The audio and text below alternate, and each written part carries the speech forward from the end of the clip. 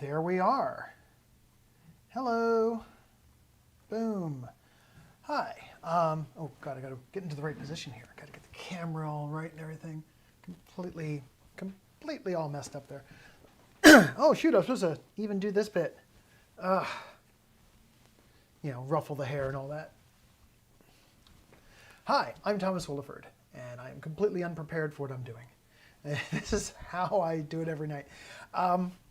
So I was going to have a lot more prep for this, and some friends of mine over at JB Love Drafts, they have a new brewery that they're doing. It's in an old Quaker Steak and Lube. So there are cars stuck on the ceiling. The cars were supposed to be removed by Quaker Steak and Lube. They evidently came by today and said, oh, we don't have room for them, so I guess they're your problem. So they put out a call. Does anyone know how to? And I figure I'm smarter than the average bear. So I went over, and that's what I did today. I literally helped move cars from the ceiling. Problem is they're upside down. Cars are upside down so you can see the cool part. So you have to lower the car, flip it over. Now it has no engine, but it has all the rest of it. It's still, 3,000 pounds of car. And then drop it down on the floor without anyone dying, which is what we did today. This is absolutely it. I got one of those cars. I helped, I should say, get one of those cars off the ceiling. It was pretty fun. I was just kind of like, I can't believe I'm doing this. I'm going to do this. And I got to use my physics degree. Yay! For nothing useful. I think my physics degree has made me a total of $4.83 in my whole life.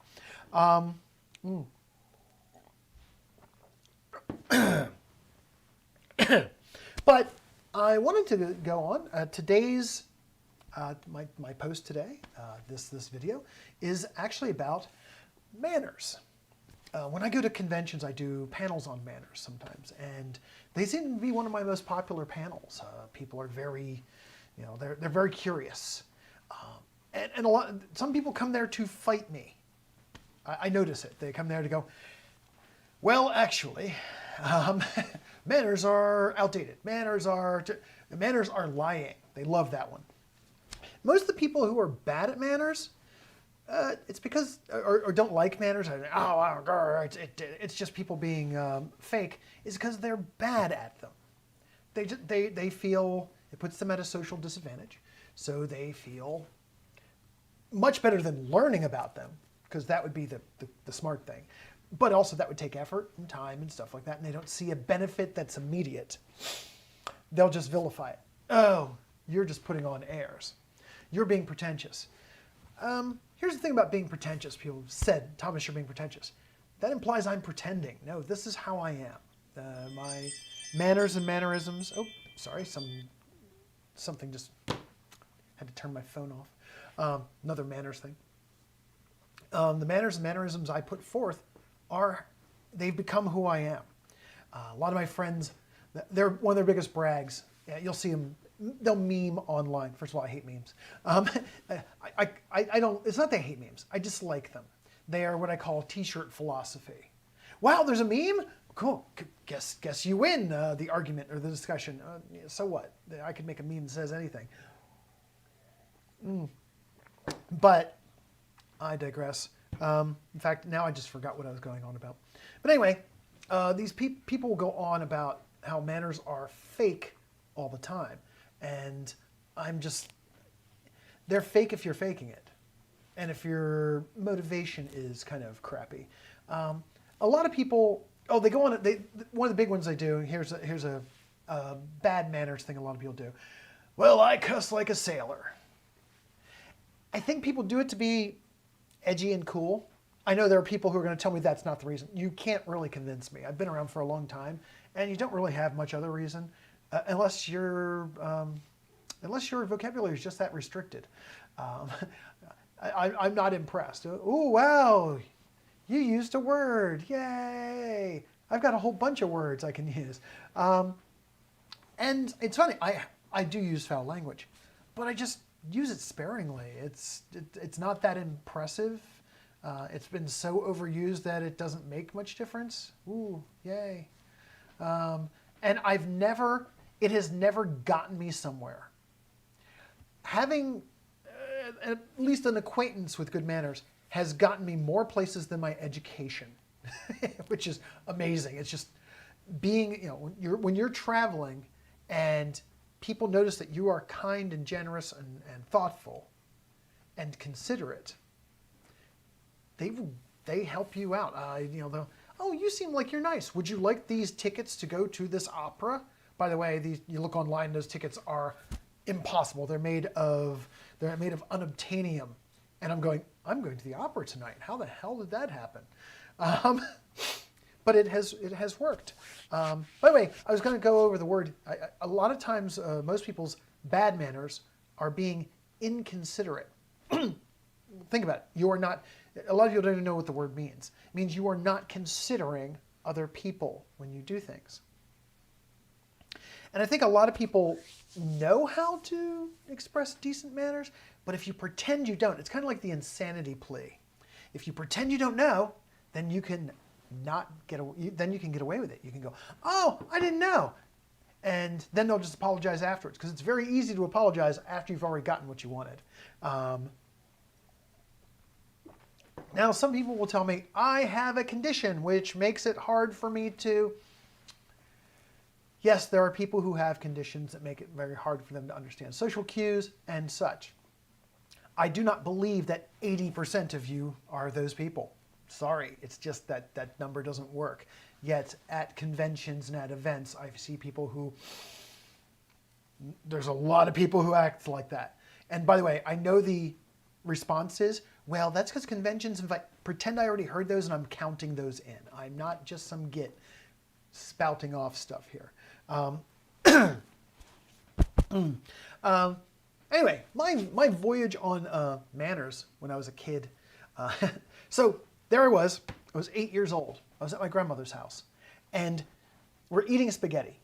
And I am literally grabbing it with my hand, eating with my mouth open with pieces of spaghetti flying everywhere as an 8-year-old barbarian.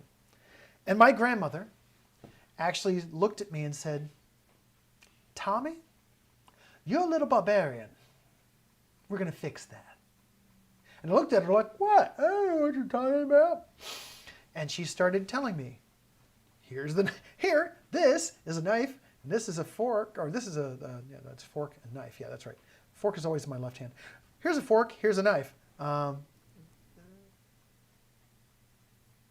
thank you. Thank you, Ms. O'Neill. Someone's saying they've gone to my panel and passed the knowledge on. But she showed me how to use a fork and knife, how to hold it so that it doesn't fatigue my hand, so it doesn't look like I'm going to stab something, I don't eat with my knife, or with my fork like this, or like a pencil.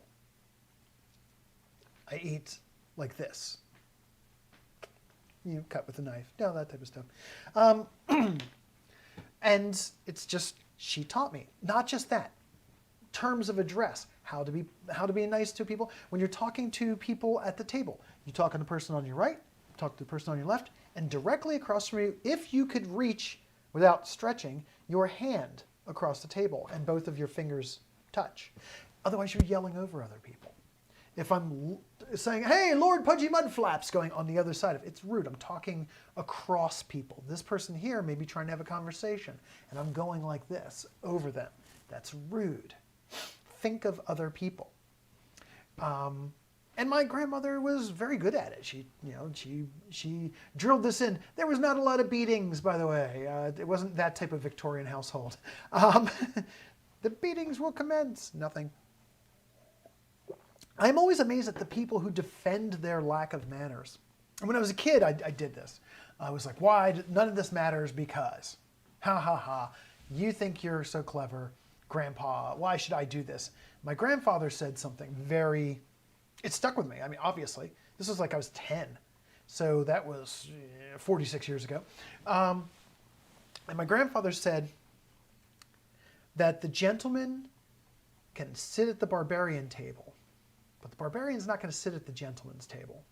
You can always abandon your manners, but if you don't have them, you don't have the knowledge, you can't use it. Just because you have knowledge doesn't mean you have to use it.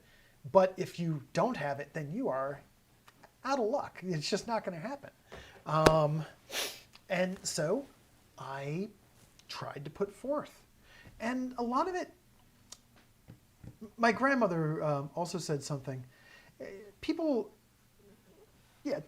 treat others how you wish to be treated. Don't treat others how they treat you. Don't lower yourself. I can't be that cruel.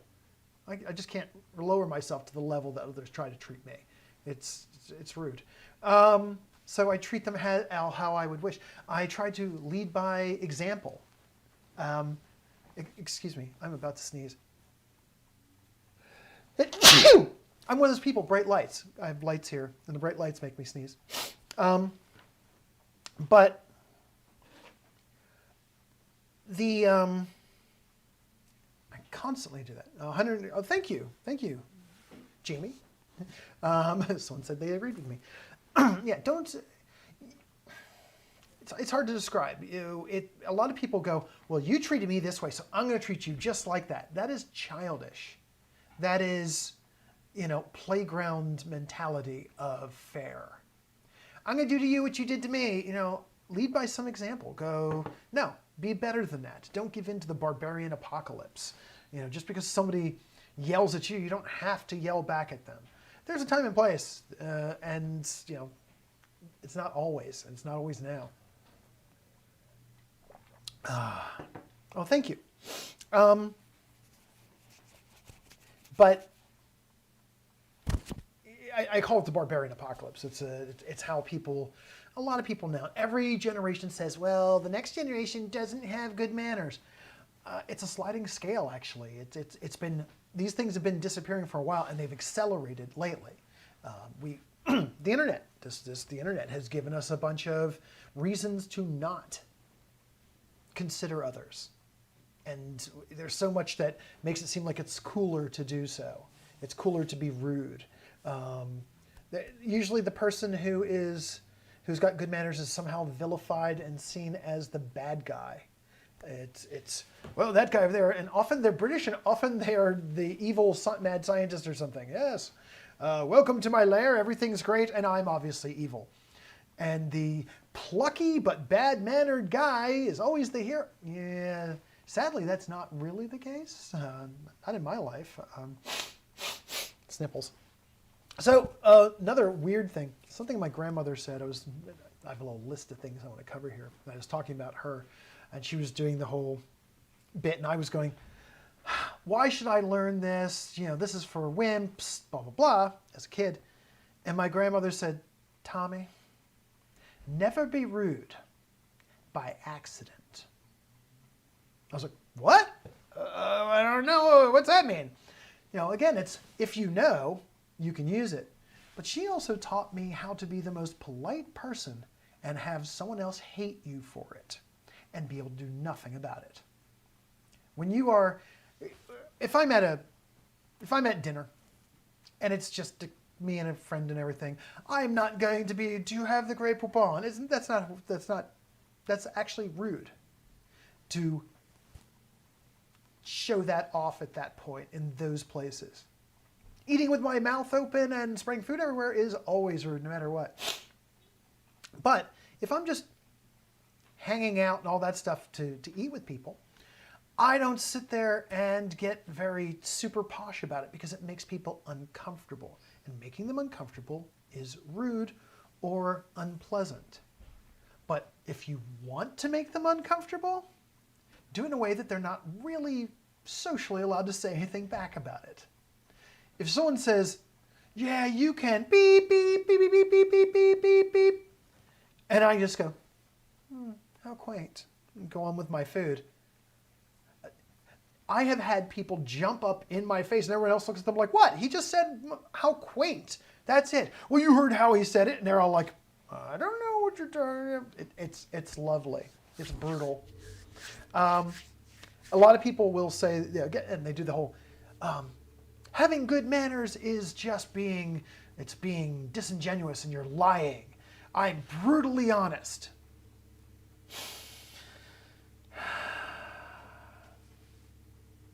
Your friends deserve your honesty. They do not deserve your brutality. Sorry, kids. There's a time and place. Do you want me to be honest? Do one of you want to say, be honest about me? I will pick the most horrible trait you have and beat you to near death with it. Being honest, of course. It's rude. Stop it. Stop pretending you don't get it. That's the worst part. People go, I didn't get it, so I can do this. Mm-hmm. And because we're giving people the benefit of the doubt, we have to pretend that we believe them, and we don't. Oftentimes, when you think you've gotten away with these things, the rest of the people go and they go, do you believe what Lord Lumpy Lardass just did? Oh yeah, that was beyond the pale. Oh yeah, he's a git. And we're sitting there talking about it. Yes, by the way, yes, gossip is rude. But it's only rude if you're caught. Sorry about that, it's true.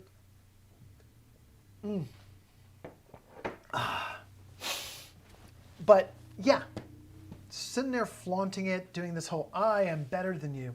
I don't go around saying I'm better than a person. I act the way I act. And the world is our judge. I know. Mommy and Daddy told you that nobody can judge you because you're you and you're special. Well, Mommy and Daddy lied to make you feel better. Sorry, I know it's terrible, but yeah. The world is judging us all the time. Now, whether you care or not, that's your business. Everyone who says, I don't care what anyone says, that means you're a sociopath. Sorry. How about I don't care what everyone says?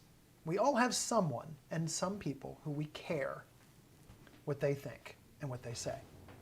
So how about you do it for those? It's the whole manner. I could go on about which manners are good and all that stuff and why they're there and all that, but I'm going on why. It's telling the people around you that they are worth the effort. They are worthy. They are beyond worthy. You're saying, wow, you are worth all this time, and I'm so happy you're here. You are making an effort for them. I will tell you a couple little manner things. This is how it was, and this is how I treat it. So if I say, hey, let's grab some lunch sometime, that's casual. We're probably each paying for our own. If I say, hey, I'd like to take you to lunch, technically that should be that I am offering to pay for lunch or anything close to that, because what you're doing is you're putting them in an awkward situation. They may not be able to, financially, they may not be in a good place to be buying lunch. Maybe they're eating at home, maybe they're waiting for their paycheck. It's not an evil. I'm sorry, being poor is not evil. Or being broke for a moment. Some of us are broke at the moment. But you're putting them in a situation where they want to do this. They don't want to be rude and say no. So that's why I do that. Yeah. I was going to take you to lunch. If I'm making the invitation in that way, that means I'm offering to buy. When it comes time to pay, another saying, and I'm saying gentleman because I happen to be a man. I don't care your gentle personage. That's your business. So use whatever pronouns you want to use. My grandfather actually, I remember he's the one who said this. He said, a gentleman offers, but never insists. If I go to pay the check, if the other person grabs it and is like an insistent, I make a couple, are you sure? Because I have a job, that type of thing. And then I let them go. Because it's rude at that point to insist. Same with opening doors for people and picking up things, carrying, all that type of stuff. If you go to open a door for someone, they go, I open my own doors. Don't get pissy. Sorry, don't. Don't do the, fine, open your own door, biatch. Nothing like that. You go, oh, all right, okay, thank you. And then you change the subject. Do not make a fuss about it. And don't do, are you kidding? My grandpa taught me that I'm going to open the door anyway. That's rude. Stop it. You're making the person uncomfortable. I did have and I've probably told this story before. I did have something that was funny that worked. I was out to dinner with a young lady. It's always a little awkward. Modern times being with how they are and how people think about it. In the old days, it was a case of the gentleman, the idea that the gentleman always bought dinner, but some people have abused that privilege. Used it to be like, well, I bought dinner, baby. No. So I go to have dinner with a young lady, and I grab the check, and she goes, hey, I'm going to, I said, no, because if you pay for it, you're going to expect me to put out, and I'm just not that type of boy. And she goes, okay. Because what I did was was I acknowledged the dynamic she was afraid of and said, obviously that's not what's going on here. She doesn't have to worry about it. I'm just buying lunch or dinner or whatever. That's how it works. And that little bit of humor helped with the whole evening. It made her feel better. It made her feel more in control of the situation. Why is that important? Well, I'm a 220-pound Viking. I should be 210, but COVID pounds there. And she was probably what they used to call a $1.08. So I was twice her size. You know, there's an intimidation factor that's built into these situations, which I don't do that. I try not to do that. My grandmother had said, if you are in a situation with people who you want to be with, the person with the lowest, she would say the lowest power. That's just how it was put. You know what I mean. The person who is in the most danger should be the one in control. If you don't like it, leave. By the way, you don't have to stick around. There's one of the things, people like to be rude about sticking around and rude about leaving. You can exit without having to leave an exit wound. It's not necessary. But you always have the right to stop the conversation, to stop the event. Just go, you know what? I'm done. Thank you very much. I'm going to go now. Always. Someone asked me about a manners thing once, and I was a little like, oh God, I did roll my eyes. I just roll my eyes now. She was going to, this was something that had been on Reddit and all these other things, about she was a vegan. She went to her boyfriend's parents for some holiday, and they had made some efforts at vegetarian food. But also, they had a leather couch. And she didn't want to sit on it. In fact, she didn't want to be in the room.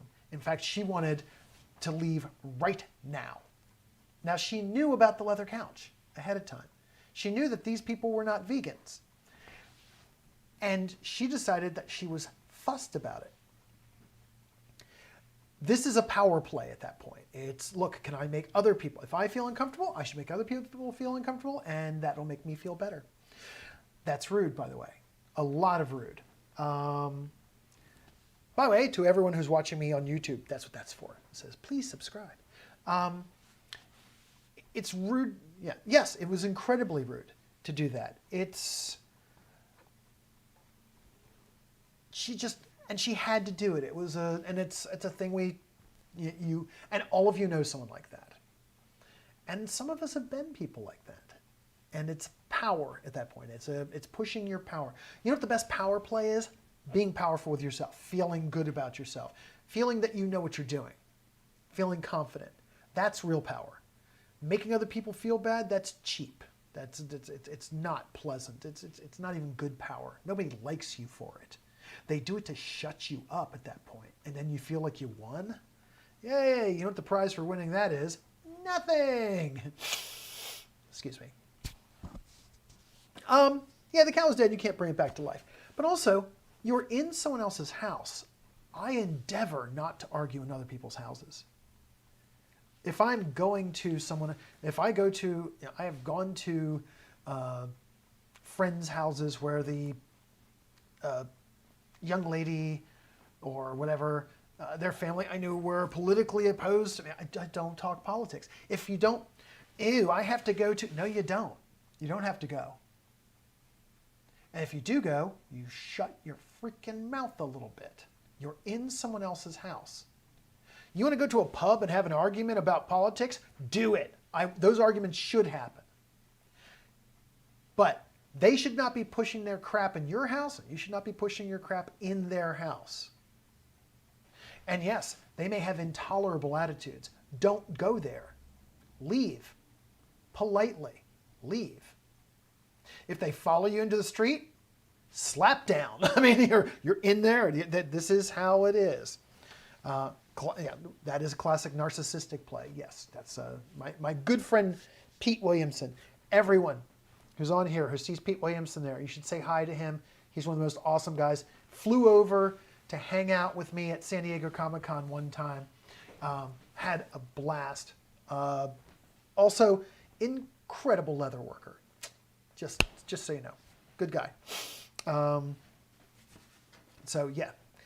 But, yeah, that type of thing. Going and looking for a fight. I'm not saying in public forums you should not. Yes, public forums all over the place. But when you go into someone else's space looking for that fight, don't complain when you get a fight. It's going to happen, and you kind of lost by walking in. There are things that are intolerable. We know that. You know what? Always punch a fucking Nazi. Pardon me for that language, but hard to say Nazi without saying the word, yeah. That's different. But there's a lot of stuff. We tend to start there, and we have a pyramid. That's the worst, but the whole pyramid's got to go. Too bad. Stop picking that fight. It is exceptionally rude, and I try to avoid it myself. By the way, if you have any questions, please put them in the comments below. If you have other references, things like that, yay team, put them in the comments below, and I'll try to get back to them as soon as I can. Or message me, that's perfectly okay. I don't mind being messaged, that type of thing. The foul language thing, also consider your audience. Yeah, you may think that it's cool that your kids have heard all that, so it's okay to say it in front of other people's kids. Also, sexuality, sex. Talking about your sexuality in front of people who have not signed on for that. There's a thing, we tend to, as humans, want to do this to validate and say, look, I'm good. I'm a good person, even though I have sex. I'm going to give you a hint. You know that person who has a kid there? How do you think they got the kid? They had sex too.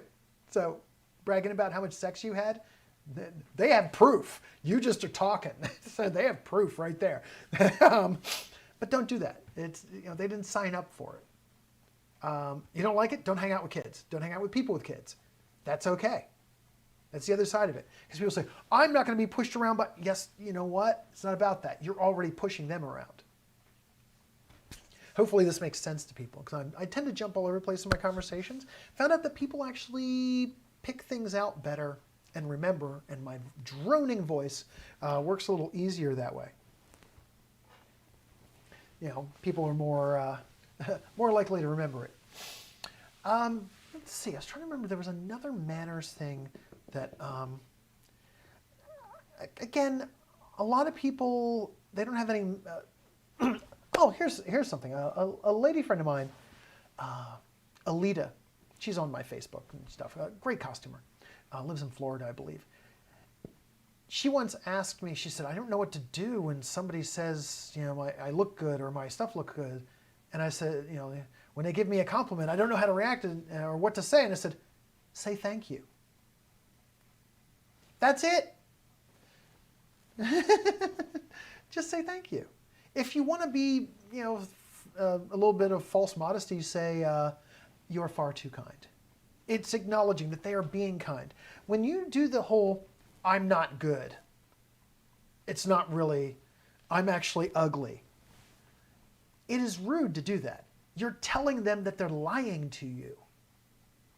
You're accusing them of lying. I know, the meek shall inherit the dirt or something like that, and that's very useful, but I find it useless myself. Humility is for people who deserve it. But when somebody compliments you, they put themselves out there. They're saying, hey, you know what? I don't have to downplay you or anything. Boom. You are worth, elevating in my esteem. Good. And that's great. They've given you a gift. Slapping it in the face and saying, I don't believe you. Now, of course, there are some people who are doing it for nefarious reasons. We get that. But if it's just someone on the internet saying, wow, that's a great outfit, or wow, you look good, then there's no need. Just say thank you. It's polite, it's nice, everyone's happy. I should say, not everyone. Some people, if you say thank you, will go, well, wasn't that good? They obviously had some really crappy motivation right there. That's why they're suddenly, walk away from them. You don't need them. And if they turn out to be good people later, bless. That's great. But right now, not so much. I say I know. Thank you. Yes. Good. Thank you. Anyway, I am not going to make this too much longer because, again, I could go on about manners and why they exist. One of my favorites is actually why you don't put your elbows on tables. You know how you're not supposed to put your elbows on the table? One of the reasons you don't do that is clothing back in the old days. You might only have one good set of clothing that you would wear to a dinner thing or even to the table. So you didn't want to be grinding food grit from the table and stuff, and often splintery tables with no tablecloth, or even the tablecloth being rough would tear into the elbows of your clothing and rip them up. And that's why you'd see people with patches on the elbows of their clothing and their jackets. It got to be a thing where they would just put the patch on there to begin with. It was kind of tacky looking, had a little patch on there. But that was because you're not supposed to put your elbows on the table. There's a couple other ones. Some manners don't make too much sense. Holding or opening a door for people. It was generally open a door for women. One of the reasons was men are generally about 20% larger than women in humans, just generally. That's the rough approximation. Doors were big and they were heavy. They were usually solid wood at the time. You'd have a door, it was big. So that's why the guy would open the door, because the door was huge. Hewn wood. In order to make a door that was insulating or protective, it had to be big and was often creaky and hard to move. One of my favorite little manners things, and this is actually a little saucy bit, was why you would have, because different people, different classes, in the upper class, they talk about how the woman should be, or the lady should walk on certain sides and all this stuff. The lady who you're hanging out with would walk on your left. Your wife walks on the right. Why is that? So when Lord Beaver Trousers walks up to you and goes, hello, is this Mrs. So-and-so? And it's not. That's embarrassing. So it was an indicator. If she's on the right, and if she's on the left, you'd say, this is my niece. This is my hairstylist. This is about people having affairs. That's how that was done. That was one of those little, oh my God. If you want a really cool treatise on manners and how things are done for Victorian times, there's a gaming book from a game called Castle Falkenstein. Look it up. And it was called Cum Illfau, C-O-M ILLFAU, something like that. And it was one of their gaming books. It was a blue covered book, and it's a brilliant, oh my God, an incredible just trove of information. If you want to write steampunk books, buy that book. If you want to write steampunk stories or do anything, buy that book. It'll tell you about manners and how people were treated and society and who was who talked to who, what a manor house looks like, what train travel was like. It's just a bunch of really cool stuff. Also huge Victorian dresses, yes, if you got this big Victorian dress. And you can't reach the outer edge, so you're not going to open the door really well. You're busy holding up the dress. Thank you, Pete. That was a good piece of information there. But yeah, those were some of the things, some of the reasons. But yeah, that book, Comme il faut, great book. Show you lots of cool stuff in it. Also, just the storyline. The books for Castle Falkenstein were half novella and half gaming book. So you could just read the books and have a lovely time. Or you could play the game. I only played the game a couple times, and nobody would play with me, damn it. Grr. Anyway, it is past 7. I was going to keep this about a half hour long, and I just went a little bit over. If you have any questions, if you have comments, also if you have suggestions on my next live video, that type of thing. I'm trying to do them at least once a week, preferably twice a week. It's been really rough, getting all those cars off of ceilings and stuff like that. But I am going to leave for now, and I want you all to go forth and make incredible things.